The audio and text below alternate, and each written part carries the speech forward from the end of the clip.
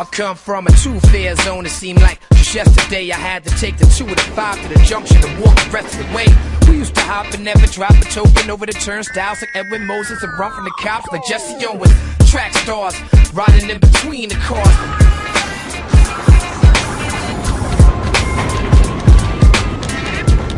Graffiti is freedom. You know, that's what graffiti is to me, pure freedom. There's definitely a rush. You're in there, you're sneaking in, you're with your homeboys. There's like this feeling, you know, you hear trains, the motor kind of clicking on and off, you hear the tracks change. There's all these elements that add to the whole mystique of that's, in a way, you know, you can't even really describe that to people now. I'm not entirely sure why I write graffiti. It's kind of how, like, when people have conquered something, they stick a flag in it at the end. And that's my version of my flag, maybe. If I'm upset or I have pain or rage in me, I'll just go out and just destroy shit. For me, writing was a release. It was an escape from, you know, my parents bitching and complaining in the house. It was an escape from my block. I started writing to get away from all that, to assume another identity, to have a good time with my boys, to be down with, like, you know, some rebellious shit. You stay anonymous is who you are. And that's the whole point of it.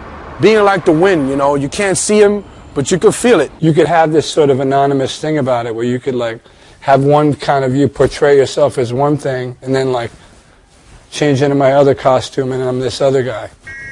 Superhero. Not many things I can compare to getting on the train daily and seeing your name up on every train you ride. There definitely is a certain high to it. You might feel invincible until people start going over your shit. I feel like a super actor, man, you know, it's pretty cool. In the beginning, it was just about being famous, kind of getting up to get fame, and everyone wants to be famous. This graph culture is serious, man. Know what I mean? It's been handed down from generations to generations to generations, man. Only a real artist will get his light and will get to shine. I mean, a real writer is somebody who picks up a pen and goes out and writes in the street. Illegally. They do what they want to do, when they want to do it. And they do it gracefully and they do it with style. Graffiti writers are the most resourceful people in the world. I guess like most indigenous people, they made the best of what was around them. That same creative nature will help them find a way. The desire's there. People want to paint. They're not going to stop it completely. How are you going to pay for freedom, bro? You don't pay for freedom, you take it. My name is famous, my face unknown. Take a walk with me, we going all for two. Solid feeling. Walk with me, let's take a walk. Take a walk with me, let's take a walk. Let's go bombing. Let's go bombing.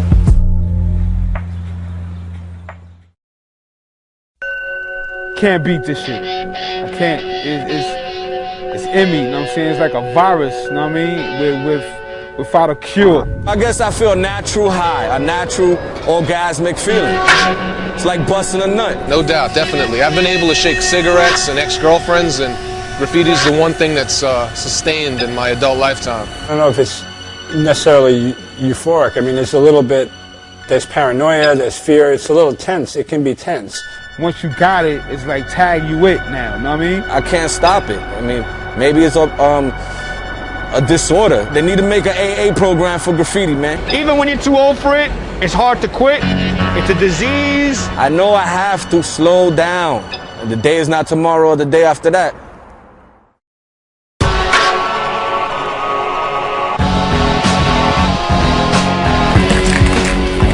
Tagging is the development of graffiti. Graffiti developed out of tagging. There was nothing else that's now called graffiti that didn't, it's all started with tagging. That's how it started, tagging.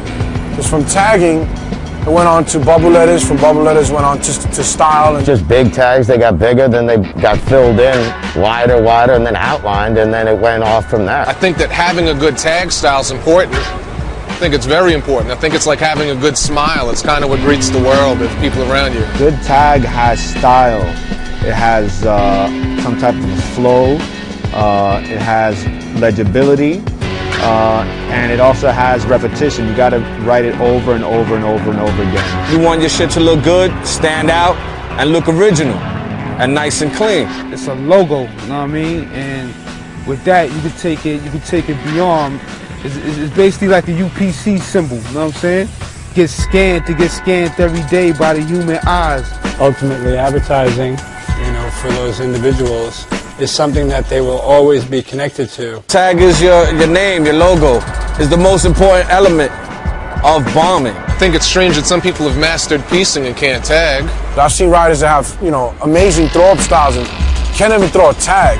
Sometimes it suggests that you might paint a little bit more than you bomb, and usually you bomb and then learn how to piece. So the evolution's a little off as far as I'm concerned. Your tags is like your soldiers. You lay them down strategically around the city. The more soldiers you have in an army, the more chances you have to win the war. Your tag, your signature is who you are as a writer to the rest of the world, to the rest of the writing community. So once you get your tag, that becomes who you are.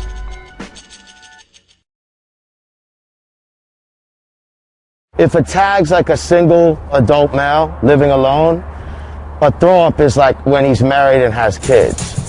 A throw-up is something you do quick, in a matter of seconds. I mean, you just do a quick fill-in, a quick outline. You could do hundreds of them.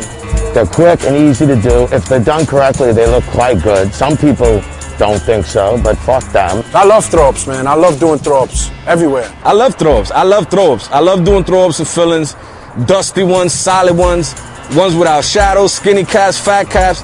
You can express yourself differently with each one. Each one has its own identity. A lot of people think that it's a lazy version of doing their name or a simplified bubble style of doing their name, but there legitimately is an art to doing throw-ups. And when I grew up, just about everyone that had a throw-up rocking had a dope throw-up. So the throw-ups are like a tank and shit. You gotta lay the tanks down, not as much as the tags, but every now and then for strategic war purposes. You need the big bangers to blow them out. Go crush a yard, go crush a layup with hundreds and hundreds of throw-ups. If you went and did one piece because you thought you were you're the man, you want to do one whole car, you spent your whole night doing one piece, that shit gets destroyed, you weren't even there.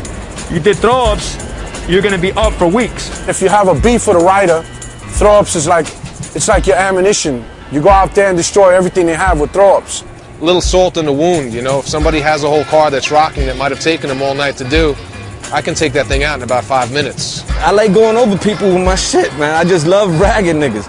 If you go over me or any of my peoples, I'm going over you for life. And a feeling is a very quick way to just cover up somebody's shit like they wasn't there. You can't tell who was under this shit.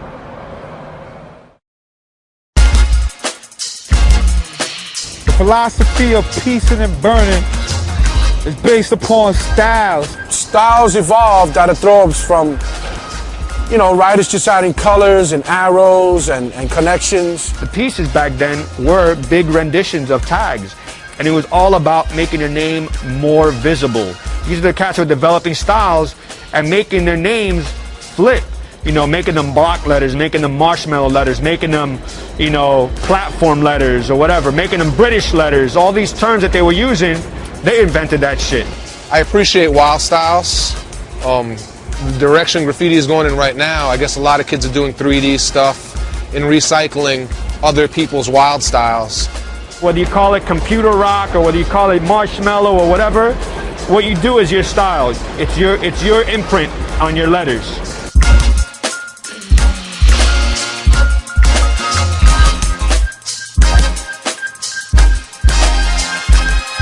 I think style is a personal taste. Some people that would be considered toys have style. To me, style is like a flow, a rhythm to your letters. You gotta make it cartoon-like, make it have some type of life in it. So it's like a knee kicking. I try to do my S original, half of New York City took it, and my F is fat like me. If something looks like extremely sterile and generic to me, it loses its sense of style. Specialized caps and rulers and levels, and it almost becomes like plastic fucking surgery. Does that girl really look good with fake breasts, Botox, and like huge bubble lips? Some guys, yes, she's gorgeous and I'll go all out for her. Other guys, no, she's like a freak of nature.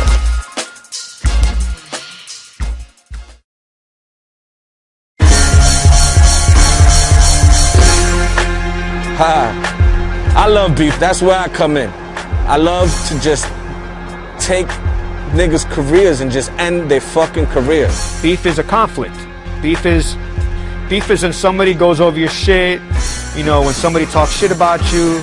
It's another word for saying, you know, I have a problem with someone. You have writers who come and want to diss your throw up or your piece. You have to retaliate. Niggas I see I got beef with, you know what I'm saying? I'm the type of person, I'm a mastermind, you know what I'm saying? I don't just jump at it. I mean, I see you, I'm gonna do the homework for you, you know what I mean? I love going over people. Graffiti, I've said it before many times, is a full contact sport. Careers were ended off of beef.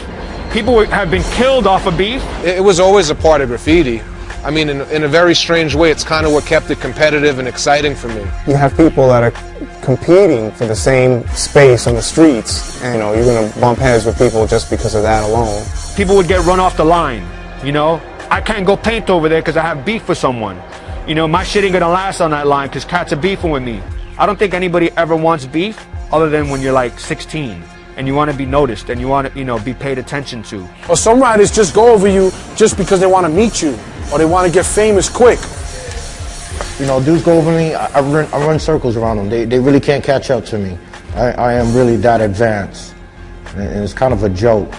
It impacts people's styles. They have so much beef, they don't ever want to put more time into developing something with more style because it ain't gonna last.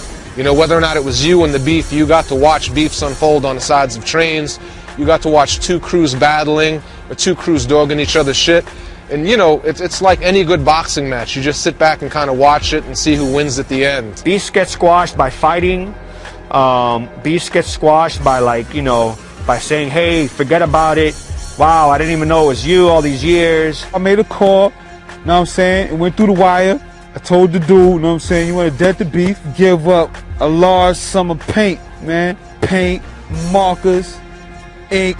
Beefs get squashed that way too. You, like, you know, you pay your way out of a beef.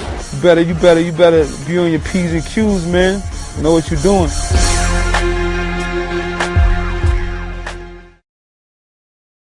I don't need any crew to be famous. If I rep your crew, you know, it's because I'm honoring your crew. So you should respect that. What a crew means to a writer is his family.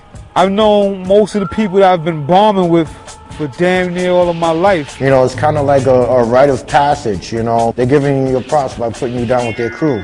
Form of respect.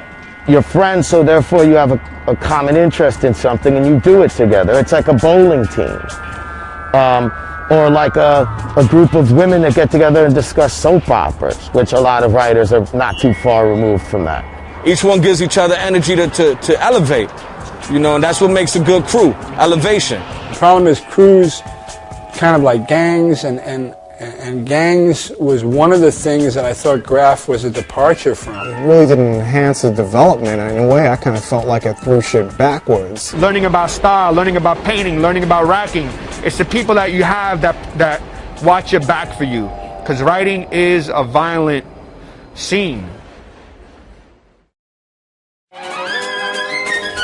definition of a toy to me is somebody that's new to the game, doesn't necessarily understand the rules of graffiti. Maybe it's his tag style that makes him a toy. A beginning writer, somebody who sucks. Letters all discombobulated, you know what I'm saying? An arrow coming out, you like, yo, where that arrow came from? Somebody who just lacks style, period. No style, no knowledge of what's going on. They just go around tagging their name wherever they can. You know, a toy is not necessarily like the way you write or something. A toy is more of a state of mind. Hanging out with a bunch of toys, hanging out with a bunch of cats that don't necessarily get up.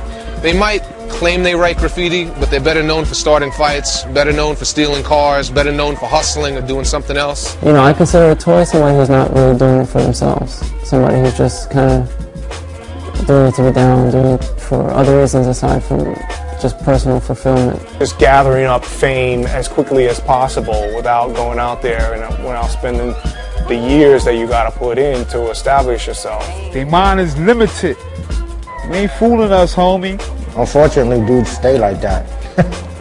And that's what makes them a real toy. Maybe someone that goes over a piece that's been sitting somewhere, or a tag that's been sitting somewhere 20, 30 years. You've been in the game for 5 minutes, how are you gonna go over him? You know, and nobody from their crew would pull them aside and smack them a couple of times and be like, money, you can't go over this. That shit's been there for 20 years. You just went over some shit that's been there for 20 years because you're an idiot. Yeah, they serve a purpose to destroy. You have to destroy toys. That's only this. They just here to have fun with. Exactly what they are, toys. They might as well be made by Mattel or Hasbro. Predator and prey, you know? You know, toys are suppliers to the many kings of the graffiti world. They usually are quick to give up their paint. You know, you just, yo, toy, give me your paint. And they're quick to oblige. There needs to be someone you can go over without worrying if he's going to go back over you.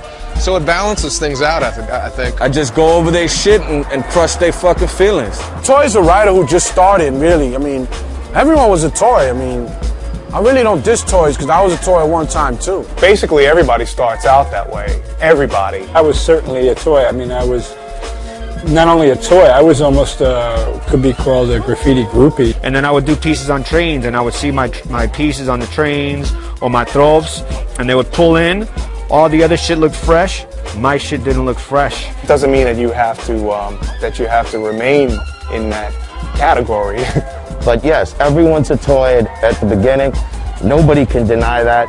And toys that are willing to accept that and learn from somebody who's better than them have a good chance of getting better.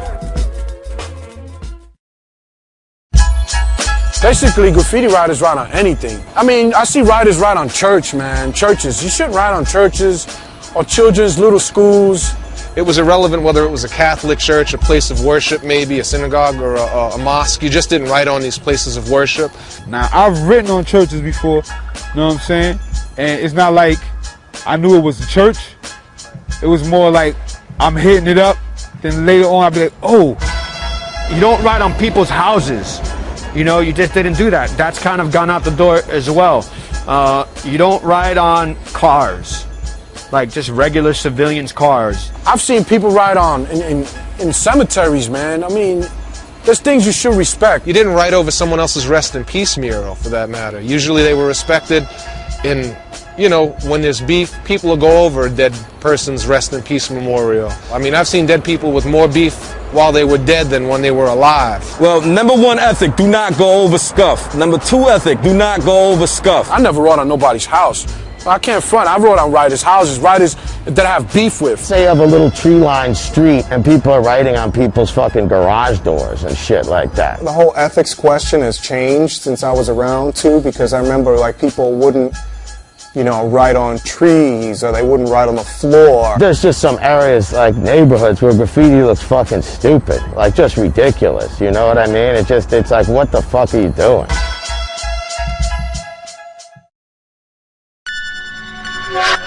As the risk goes up, so does the adrenaline. Part of me accepting the fact that graffiti's changed and the rules have changed is that there are a bunch of cats out there that are painting on highways and hanging off of rooftops and on overpasses. The term heaven spots is in Los Angeles term.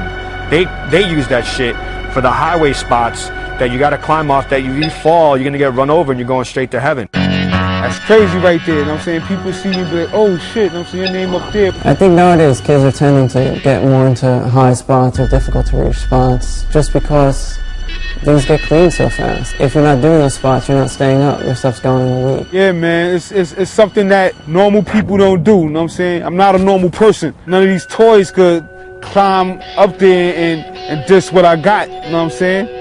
It's like if you're gonna diss it, then you gonna work hard like I worked hard to get up there. Sometimes, you know, good spots, they come with some sort of danger with them. My thought on all those spots is that they're fucking crazy. That's crazy, man. That's amazing. You look at it, you know, it's a little amazing, you know, but you got to keep bombing, you know.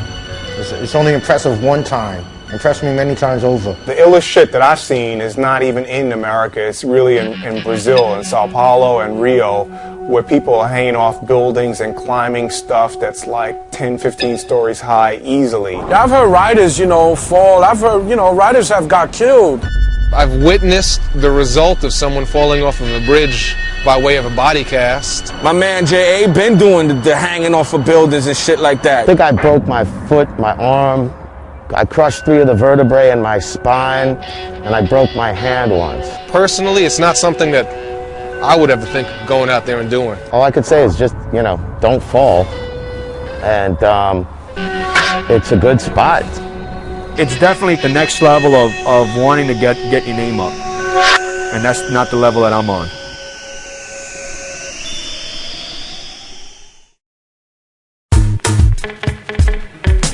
Racking is traditional, man. Back in the early 80s, in the 70s when graffiti on the subways, everybody racked their paint. The more paint you have, the more graffiti you can do. It's got to come from somewhere. You were doing so many trains. I mean, you can't buy paint. I mean, you're little, you're not buying paint. The majority of the people I came up with all grew up in the projects. We were poor. Where else am I going to get 50 cans? Key. Racking was key. I mean, I was good at racking. And the people I knew were good. I mean, these people were stealing like other things before they started stealing paint. These were people that were like thieves. I don't think it's as much a part of the culture now as it once was. But yo, if you told somebody back in the day that you bought your paint, yo, you might as well just hang it up. Racking was always a part of the whole culture in the beginning. I've always racked my paint, and that's because it was, hard to come by, and also that's how it was supposed to be done. That's how it was taught to me. Part of the sort of excursion of graffiti writing was about going to obscure places and getting paint. And in the process, you'd be doing your business like to and fro. 100 cans or more, you're doing it. These cats are gold.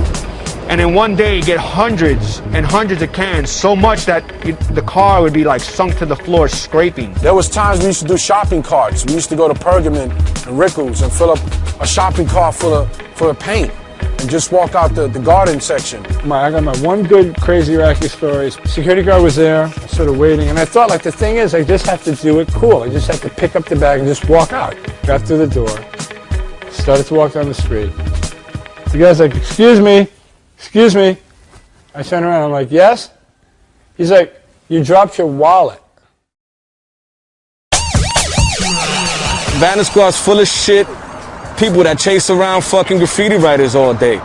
Come on, man, there's real crimes in this city. We here to get up, We ain't selling no drugs to nobody. We're not killing the community. We're beautifying the community. What they basically do, man, is they go out and they're like secret operatives, they're like undercover cops that go out and try to infiltrate and try to arrest writers. The Vandal Squad, as I knew it, was just as savvy as any graffiti artist. They were just as well versed about the history of graffiti. They knew who had beef with who and who was bombing where. And in a weird way, that kind of coexisted with writers because you knew that they were around and you knew that they had a certain list. When we got caught, I was shown a list that actually impressed me. The same people that were at the top of their list would have been at the top of my list. Vandal Squad, fuck them niggas.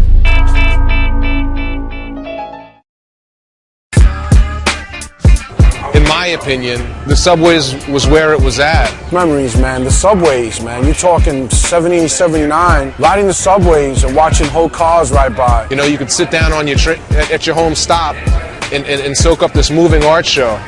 So fun, man. I mean, I miss it. I wish it can come back. All City used to mean being up on all the train lines and being like king of them. And I took King of the Fours and I had every car inside, out, panels, throw-ups, went out to the 2s and 5s, the 1s. No matter where you go throughout this city, you're going to see this guy up. Not like a tag or 2 tags, but being up a lot. And not just jump out your car, catch a couple of tags and be out. That's cheating.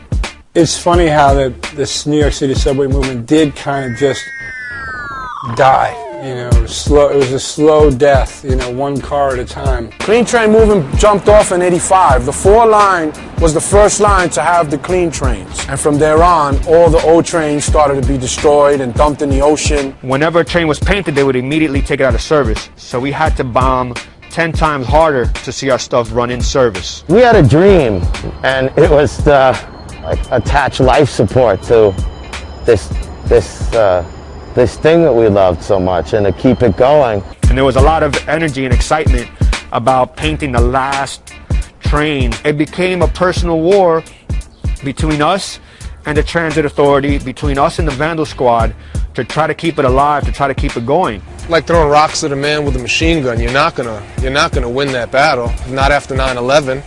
I think that those actions are easily misconstrued. You know, Code Orange has changed the way we look at a man in a tunnel with a hood over his head and a bag in his hands. They have it in control, they have it in check, and they have the money to keep it clean. And they have the new stainless steel subways. I mean, you do a train, it gets buffed. I mean, the same day it gets clean. It really doesn't pay to paint trains anymore. You're only painting for the feeling and for the photo. Graffiti is relevant. Just because you don't see the graph on trains, so you don't want to hit it, it's there to be hit, homie. No matter if it's gonna get buffed or not, just for the love of the sport. I mean, they won the war, it's all good on the subways, but we won the war in general and long term because now graffiti's worldwide. And that's something you can't stop, and it's art now. Ride the track till the third rail short circuit. Most of graffiti I see around the world at some point was directly influenced by something that they saw that came out of New York. It's global now, put it like that. It's worldwide. It's out in Africa and Russia. I mean, that's amazing. You got graffiti that far. I don't know. I think I'm still tripping on the fact that, like, you know, Sprite and McDonald's sell graffiti in a way. Productions, trains, walls, cars, highways, canvases, shows, sneakers, video games, everything. It's not a ghetto anymore. It's not restricted to that. You know, now it's just not about necessarily a locality or sort of like a lifestyle or, you know, economics.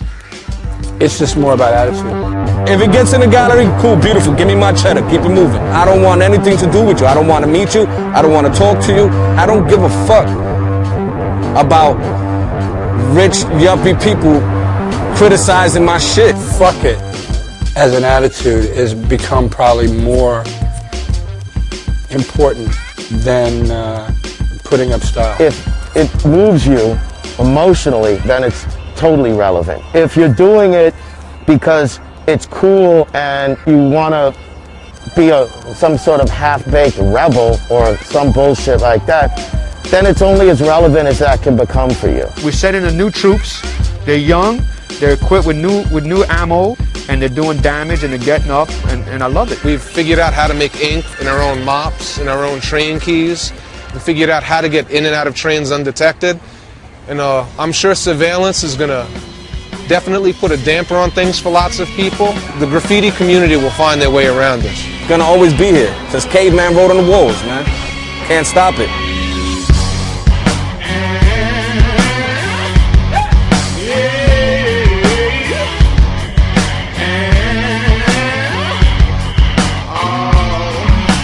We dying over black gold, they harvest in the sand. Presidents living marvelous, they starve in a sedan. It's obvious we walk a blind path to oblivion. The book of Judges, read the scriptures, I'm like Gideon. Light my fire, start my engine. When Pharaoh becomes Moses, it's medicine for who listens. A veteran with the mic, bringing prophecies to fruition. Motivational verses under adverse conditions.